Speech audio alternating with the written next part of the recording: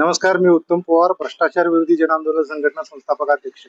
आज कोल्हापूर येथील CPR रुग्णालयात ज्या लाडबागे समितीच्या शिफारशीनुसार ज्या सफाई कर्मचाऱ्यांच्या अनुकंपावर ज्या नियुक्त्या देण्यात आल्या, यामध्ये झालेल्या घोटाळ्याच्या संदर्भात निवेदन देण्यात आलं होतं. मागं 5-6 रोजी आम्ही अधिष्ठाता यांना निवेदन देऊन आंदोलनाची हे दिली होती.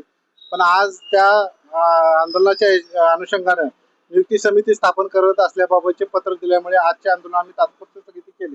तर स्थगित करत असताना यात लाडबागे समितीच्या शिफारशीला डावलून आयुक्तांचा आदेश नसताना व न्यायप्रविष्ट मुद्दा असताना ज्या काही नियुक्त्या देण्यात आल्यात याची चौकशी करून त्या नियुक्त्या रद्द कराव्या व संबंधित अधिकाऱ्यांच्यावर कारवाई करावी व विभागीय चौकशी करावी, अशा पद्धतीची मागणी यात आज आम्ही या ठिकाणी करण्यात आलेली आहे. आणि या बाबतचे पत्र आम्ही DMR व आयुक्त यांच्याकडे सुद्धा पत्रव्यवहार ईमेलद्वारे केलेला आहे.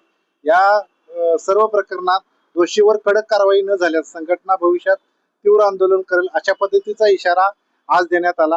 आजच्या आंदोलनात फक्त मुकनिदर्शने करून हे आंदोलन स्थगित करण्यात आलं असलं तर भविष्यात याची तीव्रता वाढवण्याचे संकेत या निमित्ताने देण्यात आले.